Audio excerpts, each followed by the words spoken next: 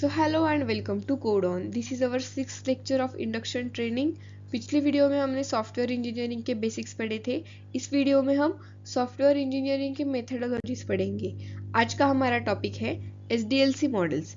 SDLC means software development life cycles. इस video में हम देखेंगे introduction to SDLC models, then waterfall models क्या होते हैं, एजाइल मॉडल्स क्या होते हैं एंड रैड मॉडल्स क्या होते हैं, वो कैसे वर्क करते हैं, उनके एडवांटेजेस एंड डिसएडवांटेजेस भी हमको इस वीडियो में देखने हैं, ताकि ये वीडियो के एंड होते होते हमको ये पता चल सके कि जब हम प्रोजेक्ट पर काम करेंगे तो हमें वो प्रोजेक्ट के रिक्वायरमेंट के हिसाब से ये तय करते आना चाहिए कि वो प्रोजेक्ट हमें किस मॉडल के हिसाब से परफॉर्म करना है। Okay, introduction to software development life cycle models. Software development life cycle models क्या होते हैं? The software development life cycle models methodologies used by software to guide the development of high quality softwares. SDLC models provides a structured and systematic approach to software development and helps to ensure that software is developed efficiently, effectively and meets user needs and expectations. See, as a human हमारा एक life cycle होता है ना। हमारे life cycle में पहले हमारा childhood होता है, फिर हमारा टीनेज होता है, टीनेज के बाद हमारा अडल्टहुड होता है, अडल्टहुड के बाद हमारा मिड एज होता है, मिड एज के बाद ओल्ड एज होता है। एज ए ह्यूमन ये हमारा लाइफ साइकिल होता है। इस तरह से हमारा लाइफ साइकिल परफॉर्म करता है। तो वैसे ही सॉफ्टवेयर का भी एक लाइफ साइकिल होता है। पहले हम उसकी रिक्वायरमेंट्स चेक करेंगे, फिर बाद में वो सॉफ्टवेयर की रिक्वायरमेंट्स को डिज़ाइन करेंगे, उसके बाद डेवलपमेंट प्रोसेस करेंगे, डेवलपमेंट करने के बाद उस जो कोड हमने डेवलपमेंट में लिखा है उस कोड को टेस्ट करेंगे और फिर उस कोड को डिप्लॉय करेंगे। ये कुछ फेजेस होते हैं एप्लीकेशन के एप्लीकेशन डेवलप करने के। ये फेजेस सारे मॉडल्स में सेम ही होते हैं, लेकिन हर एक मॉडल में उन फेजेस को यूज करने का तरीका थोड़ा अलग होता है, वो हम इस वीडियो में देखेंगे। The waterfall model. The waterfall model is linear and sequential approach. See, ये आपको याद रखना है, linear and sequential approach. Waterfall model के बारे में ये लाइन आपको हमेशा याद रखनी है, that waterfall model is a linear and sequential approach. यहाँ पे एक ब्लॉक डायग्राम दी हुई है। आपको क्या दिख रहा है इस ब्लॉक डायग्राम में? कि हम इस ब्लॉक डायग्राम में स्टेप बाय स्टेप वर्क कर रहे हैं। फर्स्ट स्टेप के बाद सेकेंड स्टेप पे और सेकेंड स्टेप के बाद वैसे ही हम थर्ड स्टेप पे आ रहे हैं। यहाँ पर कहीं भी आपको ऐसा नहीं दिखेगा कि हम सेकेंड से सीधा थर्ड स्टेप पे या फिर सीधा नीचे आ रहे हैं। हम स्टेप बाय स्टेप परफॉर्म कर रहे हैं। ओके, तो वाटरफॉल मॉडल में जब हम फर्स्ट स्टेप कंप्लीट कर लेते हैं तब हम सेकंड स्टेप पे आते हैं।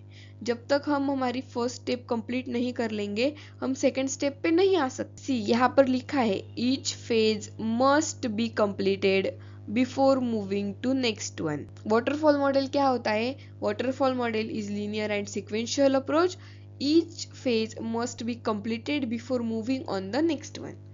ओके, तो इसमें जब तक हम रिक्वायरमेंट्स पूरी तरह से कंप्लीट नहीं कर लेते हम डिजाइन्स पे नहीं आ सकते, और जब तक हम डिजाइन्स पूरी तरह से कंप्लीट में नहीं कर लेते हम उस प्रोजेक्ट को डिप्लॉय कर ले, और जब तक हम डिजाइन्स पूरी तरह से कंप्लीट नहीं कर लेते हम उस प्रोजेक्ट को डेवलपमेंट फेज में नहीं ला सकते।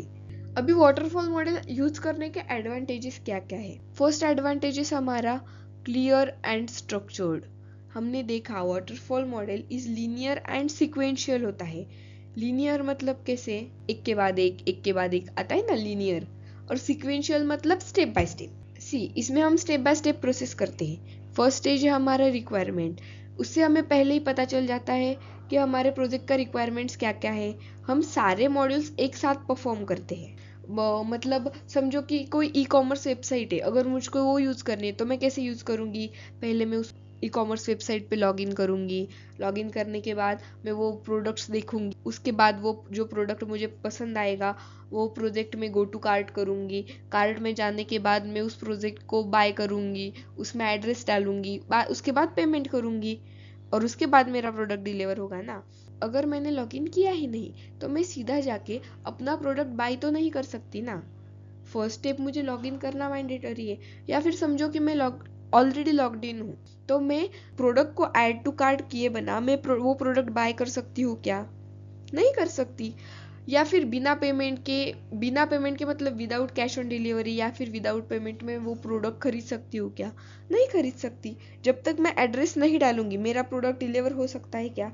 नहीं डिलीवर हो सकता। तो ये स्टेप बाय स्टेप प्रोसेस होता है ना। वैसे ही वाटरफॉल वर्क करता है। वाटरफॉल एक स्टेप बाय स्टेप प्रोसेस है। इसमें पहले डिजाइन होगा, फिर इम्प्लीमेंटेशन होगा, फिर वो कोड को हम टेस्ट करेंगे और उसके बाद हम उसको डिप्लॉय करेंगे। तो ये बहुत एक क्लियर स्ट्रक्चर होता है हमारे दिमाग में, एक क्लियर इमेज होती है कि हमारा एप्लीकेशन कैसे वर्क कर रहा है और एंड में हमारा एप्लीकेशन कैसे दिखेगा।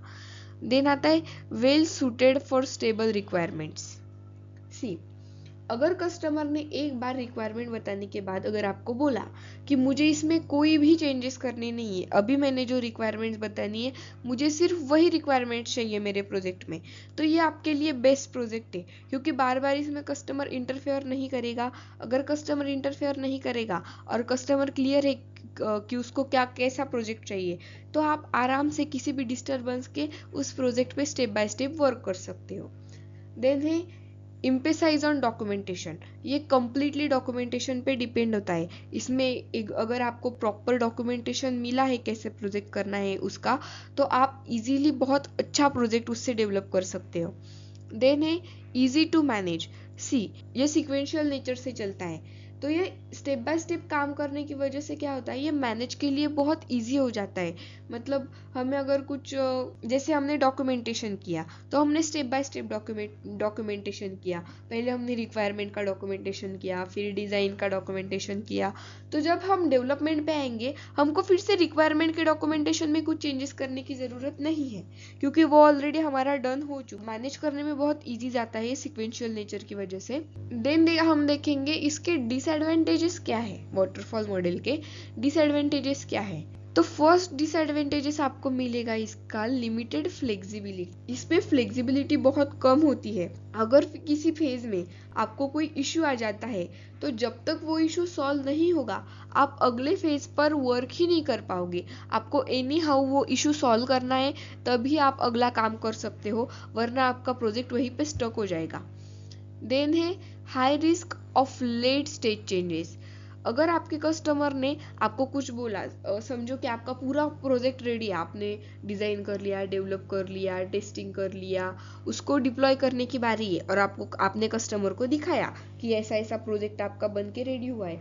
और अगर कस्टमर ने आपको बोला कि उसमें कुछ अच्छा नहीं लगा और उसने बोला कि मुझे इसमें कुछ चेंजेस करके चाहिए, तो वो लास्ट स्टेज पे जो चेंजेस करना पड़ेगा उसके लिए आपको फिर से स्टार्टिंग से पूरा चेंज करते करते आना पड़ेगा। आपको फिर से स्टार्ट में रिक्वायरमेंट्स पे जाना पड़ेगा, आपको रिक्वायरमेंट्स चेंज करनी पड़ेंगी, फिर डिज़ाइन चेंज करना पड़ेगा, फिर वो डेवलपमेंट में अलग से उसका कोड लिखना पड़ेगा और फिर उसको टेस्ट करना पड़ेगा और फिर वो टेस्ट करने के बाद फिर वो आपका प्रोजेक्ट डिप्लॉय होगा।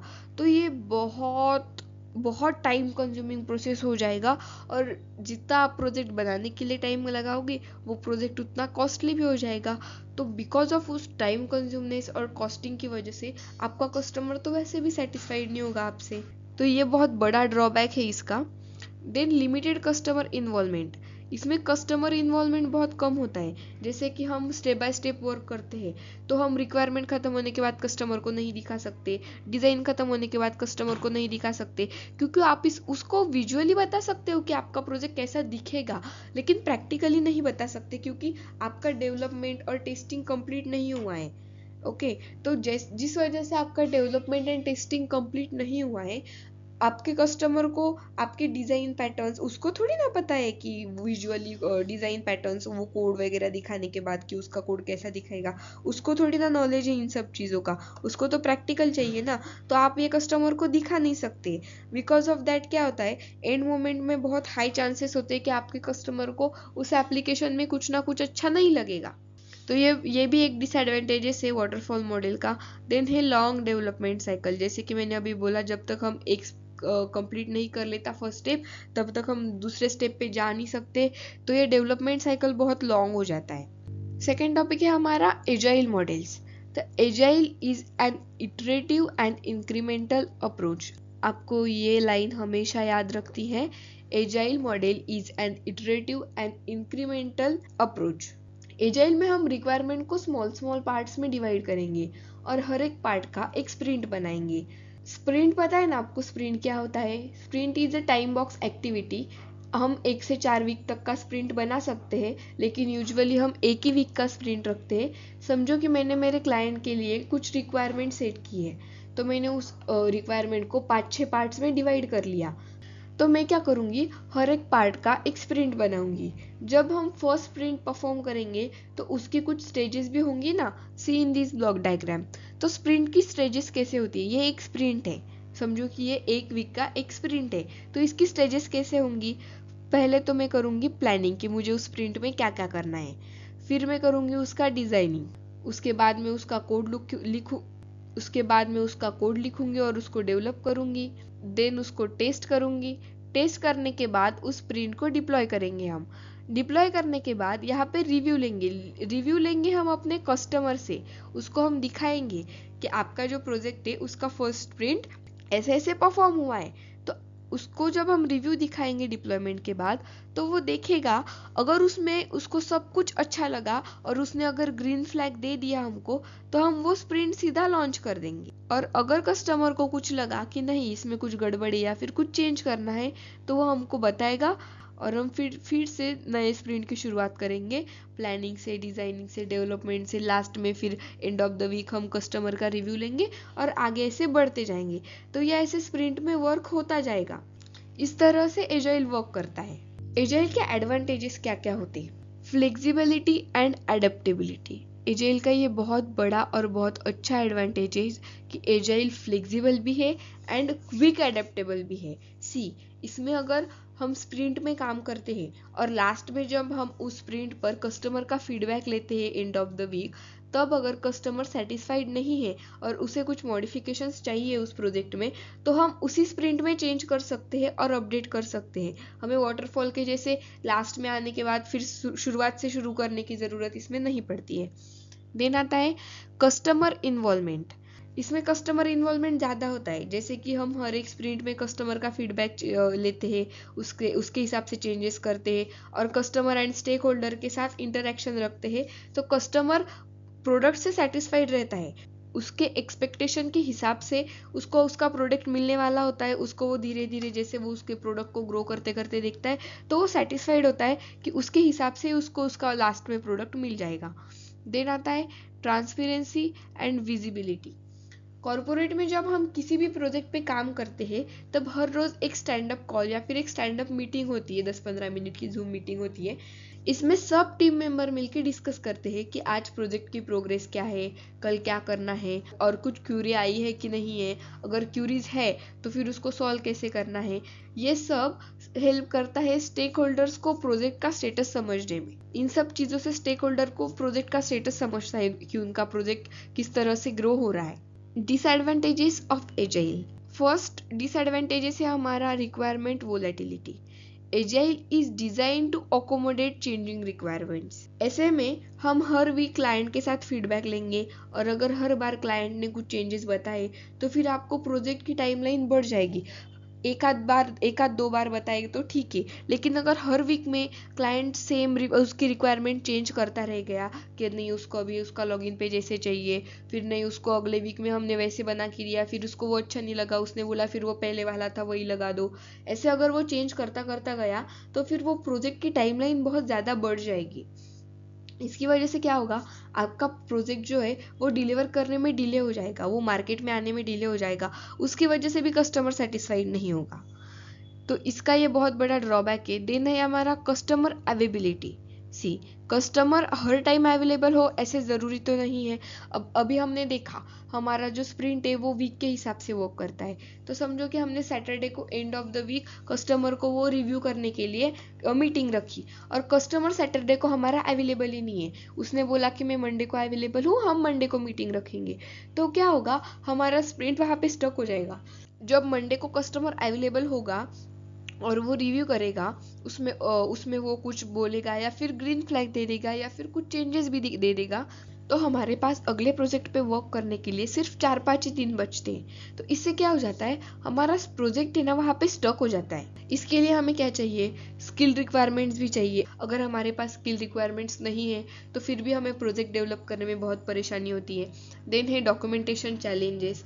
हर स्प्रिंट में हमें क्या करना है ये समझने के लिए डॉक्यूमेंटेशन दिया जाता है। अगर वो डॉक्यूमेंटेशन अच्छे से है, आपको वो समझ आ रहा है तो ठीक है, पर अगर वो डॉक्यूमेंटेशन की लैंग्वेज बहुत क्रिटिकल है और आपको वो समझ में नहीं आती है, तो फिर जब आप वो प्रोजेक्ट पे वर्क करते हो, उस प्रोजेक्ट को डेवलप करते हो, तो उसमें आपको बहुत दिक्कत आ जाती है। आपको पता ही नहीं चलता है कि कस्टमर, जो आपका कस्टमर है, उस कस्टमर को आपके प्रोजेक्ट में क्या क्या फंक्शनलिटी चाहिए। आप अगर वो फंक्शनलिटीज ढंग से समझ ही नहीं पाओगे तो आप अच्छे से प्रोजेक्ट पे वर्क नहीं कर सकते हो। देन है टीम वर्क एंड कोलैबोरेशन। आपको आपकी टीम के साथ कम्युनिकेशन अच्छा होना बहुत ज़रूरी है, क्योंकि आप हर स्प्रिंट में अपने टीम स्टैंड अप कॉल में अपने टीम मेंबर्स के साथ अगर बात करते हो, अगर आपका कम्युनिकेशन अच्छा नहीं है और आप अच्छे से एक दूसरे को आपकी क्यूरीज वगैरह नहीं बता पाओगे या फिर आपने कैसा वर्क किया है वो नहीं बता पाओगे, तो वो स्प्रिंट आगे नहीं बढ़ेगा। इसकी वजह से हमारा प्रोजेक्ट डिले हो सकता है और प्रोजेक्ट में कुछ प्रॉब्लम्स भी आ सकती है। Red model. Red model is an iterative approach in which the development process is accelerated by using pre-built components, prototypes and tools. सी ये भी आपको स्प्रिंट की जैसे ही दिखेगा जैसे हमने एजाइल में देखा था, और ये एजाइल के जैसे ही इटरेटिव अप्रोच है। Red means rapid application development, इसके नाम के जैसे ही ये वर्क भी करता है। रैड में हम इनबिल्ट सोर्स कोड यूज करते हैं। इनबिल्ट सोर्स कोड मतलब लाइब्रेरीज। सी अभी बहुत सारी ऐसी चीज़ें होती है, बहुत सारे ऐसे कोड्स होते हैं जो हम रिपीट करते हैं, जैसे कि डाटाबेस ऑपरेशंस, डेटा मॉडिफिकेशंस करने का कोड या फिर लॉगिन पेज का कोड, ये तो सब में सेम ही होता है ना। तो ये सब हमें हर बार स्क्रैच से बनाने की ज़रूरत नहीं है। रैड में हम ये सब सोर्स कोड लाइब्रेरीज में सेव करके रख सकते हैं और फिर जब हमको यूज़ करना है तब हमारे लाइब्रेरी से उसको हम लाइब्रेरी से लेके हम इंस्टॉल करके यूज़ कर सकते हैं। हम लाइब्रेरी सेव करके रख सकते हैं या फिर कोई थर्ड पार्टी लाइब्रेरी हम खरीद भी सकते हैं, उसका सोर्स कोड भी यूज कर सकते हैं। इसमें क्या होता है, एप्लीकेशन बहुत जल्दी डेवलप होता है, ऐसे सॉफ्टवेयर्स में चेंज भी इजीली हो जाता है। Advantages of red model. तो अभी देखेंगे हम रैड के एडवांटेजेस कौन से होते हैं। तो फर्स्ट एडवांटेजेस है रैड का फास्टर डेवलपमेंट। ये बहुत बड़ा एडवांटेज होता है रैड मॉडल का। सी जैसे कि हम इसमें लाइब्रेरीज यूज करते हैं, लाइब्रेरी से हमारा सोर्स कोड लेते हैं और फिर उसको यूज करते हैं। तो इसमें क्या होता है, स्क्रैच से कुछ भी करने की जरूरत ना होने की वजह से हमारा डेवलपमेंट बहुत ज्यादा फास्ट हो जाता है, क्योंकि हमको कुछ भी ऐसे मतलब जीरो से स्टार्ट करने की जरूरत नहीं है ना। सिर्फ हमको जो जो कोड चाहिए वो कोड हम इंस्टॉल करते जाएंगे और वो कोड हम यूज करते जाएंगे। देन है इंक्रीज एंड यूजर इन्वॉल्वमेंट। इसमें एंड यूजर का इन्वॉल्वमेंट ज्यादा होता है और ये जैसे कि हमने देखा एजाइल पे वर्क करता है, तो ये फ्लेक्सिबल एंड एडेप्टेबल भी होता है एजाइल की जैसे ही। देन है कोलैबोरेटिव अप्रोच। सी जैसे कि हम इसमें भी स्प्रिंट में वर्क करते हैं, तो हम स्प्रिंट में and of the month stand up call करते हैं ना, स्टैंड अप कॉल करते हैं, स्टैंड अप मीटिंग करते हैं। तो ये हेल्प करता है हमें हमारे कलीग से और हमारे जो स्टेक होल्डर्स है उनसे डायरेक्टली कम्युनिकेट करने में और उनके साथ कोलैबोरेटिवली वर्क करने में। देन है अर्ली डिटेक्शन ऑफ इशू। जैसे कि हम स्प्रिंट में वर्क करते हैं तो स्प्रिंट्स में हम डेली स्टैंड अप कॉल्स भी करते हैं। तो अगर हमारे प्रोजेक्ट में हमें कोई इशू आ रहा है, कुछ क्यूरी आ रही है, तो हम वो स्टैंड अप कॉल में हमारे कलीग्स के साथ मिलकर इजीली सॉल्व कर सकते हैं। तो वो हर एक मतलब हर रोज की क्यूरीज अगले दिन सॉल्व होती जाती है, फिर वो प्रोजेक्ट जो है वो इजीली एंड सॉफ्टवेयर ग्रोथ करता रहता है। Early detection of issue. See जैसे कि हम हर रोज स्टैंड अप कॉल करते हैं, स्टैंड अप मीटिंग करते हैं, उसमें हम हमारे कलीग्स के साथ कम्युनिकेट करते हैं कि कल हमने क्या किया, आज हम क्या करने वाले हैं, ये सब हम उसमें डिस्कस करते हैं। जब हमको कल के काम में जो भी हमने काम किया है उसमें कुछ भी क्यूरीज हो, कुछ भी इश्यूज आए हो, तो हम अगले दिन अपने कलीग्स के साथ मिलके वो इशू सॉल्व कर सकते हैं और फिर आगे का वर्क शुरू कर सकते हैं। तो इसमें इश्यूज का डिटेक्शन बहुत जल्दी हो जाता है। देन डिसएडवांटेजेस हम देखेंगे कि रैड के डिसएडवांटेजेस कौन से हैं। तो क्वालिटी कंसर्न, ये हमारा फर्स्ट डिसएडवांटेज है। तो क्वालिटी कंसर्न कैसे, देखिए इसमें क्या होता है, जब हम लाइब्रेरी से सोर्स कोड यूज करते हैं तो वो एग्जैक्ट कोड नहीं होता है, उसमें कुछ प्रोजेक्ट के हिसाब से मॉडिफिकेशन भी हमको करना पड़ता है। तो जब हम लाइब्रेरी से वो सोर्स कोड इंस्टॉल करेंगे तो जरूरी तो नहीं है कि जितना हमें कोड चाहिए वो वैसा ही कोड आएगा, उतना ही कोड आएगा। उसमें बहुत ज्यादा भी कोड आ जाता है, बहुत बार अननेसेसरी कोड भी आ जाता है उसमें। उससे क्या होता है, आपका रैम ज्यादा ऑक्यूपाई हो जाता है। आपका रैम ज्यादा ऑक्यूपाई होने की वजह से आपका जो प्रोजेक्ट है वो बहुत ज्यादा बल्कि हो जाता है, उससे क्या होता है, आपको परफॉर्मेंस इशू मिलेंगे, आपका प्रोजेक्ट जल्दी मतलब लोड नहीं होगा, वो पेज जल्दी लोड नहीं होगा, वो ऐप जल्दी जल्दी वर्क नहीं करेगा, वो लोड होने में ज़्यादा वक्त लगाएगा। इसकी वजह से क्या हो जाता है, थोड़ा क्वालिटी कंसर्न आ जाता है हमको। इसकी वजह से जब हम रैड मॉडल यूज़ करते हैं और लाइब्रेरी से कोड लेते हैं तो हमको बहुत मतलब सोच समझ कर वो कोड उठाना पड़ता है, और बहुत सोच समझ कर हमको उस कोड में मॉडिफिकेशंस भी करने पड़ते हैं। देन आ जाता है डिपेंडेंसी ऑन स्किल्ड रिसोर्सेज। सी, आपके रिसोर्सेज का बहुत बड़ा असर पड़ता है आपके प्रोजेक्ट के परफॉर्मेंस पर। आपके पास अगर रिसोर्सेज अच्छे हैं, लाइब्रेरीज अच्छी है तो ठीक है। अगर लाइब्रेरीज की क्वालिटी अच्छी नहीं है, आपके सोर्स कोड में बहुत सारा अननेसेसरी कोड है, या फिर बहुत ज़्यादा रैम ऑक्यूपाई करने वाला आपका कोड है, और वो अच्छे से मॉडिफाई नहीं हो सकता है, आपको बहुत ज़्यादा मॉडिफिकेशन की उसमें ज़रूरत है, तो क्या हो जाता है, आपका जो प्रोजेक्ट है वो प्रोजेक्ट पर इसका असर पड़ता है, और आपका प्रोजेक्ट जो है वो अच्छे से परफॉर्म नहीं कर पाता। देन है लैक ऑफ डॉक्यूमेंटेशन। एजाइल और वाटरफॉल मॉडल में जैसे हमको डिटेल में डॉक्यूमेंटेशन मिलता है ना, वैसे रैड में हमको डिटेल डॉक्यूमेंटेशन नहीं मिलता है। सब कुछ ऐसे डिटेल में डिस्क्राइब नहीं किया हुआ होता है। उसमें क्या होता है, जस्ट ओवरव्यू देते हैं वो हमको हर एक फंक्शनैलिटी का, कि उनको वो फंक्शनैलिटी कैसी चाहिए, बस उसके हिसाब से आपको वर्क करना पड़ता है। तो इसमें बहुत ज़्यादा चांसेस है कि आपका कस्टमर शायद से सेटिस्फाई ना हो आपके वर्क से। देन आता है लिमिटेड स्केलेबिलिटी। हम कॉम्प्लेक्स प्रोजेक्ट में रैड यूज नहीं कर सकते, क्योंकि कॉम्प्लेक्स प्रोजेक्ट को स्केल अप करना पड़ता है, स्केल डाउन करना पड़ता है। रैड में हम स्केलिंग नहीं कर सकते, क्योंकि हमने वो कोड स्क्रैच से नहीं बनाया है। स्केलिंग हमने देखा था ना, अभी पिछले 2-3 वीडियो पहले मैंने आपको पढ़ाया था स्केल अप क्या होता है, स्केल डाउन क्या होता है। स्केलिंग मतलब क्या होता है, मल्टीपल सर्वर्स पर फीचर्स को एक ही बार में डिप्लॉय करना, उसको हम बोलते हैं स्केलिंग। और हम रैड में स्केलिंग नहीं कर सकते। तो ये कुछ ड्रॉबैक्स और कुछ एडवांटेजेस है। इस वीडियो में हमने क्या क्या देखा, हमने देखा HDLC के मॉडल्स कौन से जो मार्केट में ट्रेंड करते हैं। तो मार्केट में HDLC के 3 मॉडल ट्रेंड करते हैं, वाटरफॉल मॉडल, एजाइल मॉडल और रैड मॉडल। ज़्यादातर कंपनियां जो है वो एजाइल मॉडल पे काम करती है, क्योंकि वो वर्क करने के लिए बहुत ईजी होता है।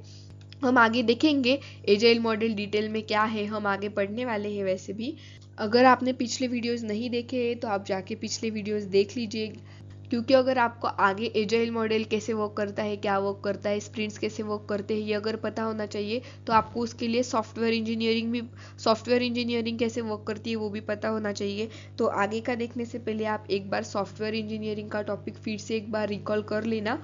Okay, so that's it for this video. अगली वीडियोस में हम डिटेल में देखेंगे कि एजाइल कैसे वर्क करता है और एजाइल का हमको यूज कैसे करना है। So stay tuned guys, and thanks for watching.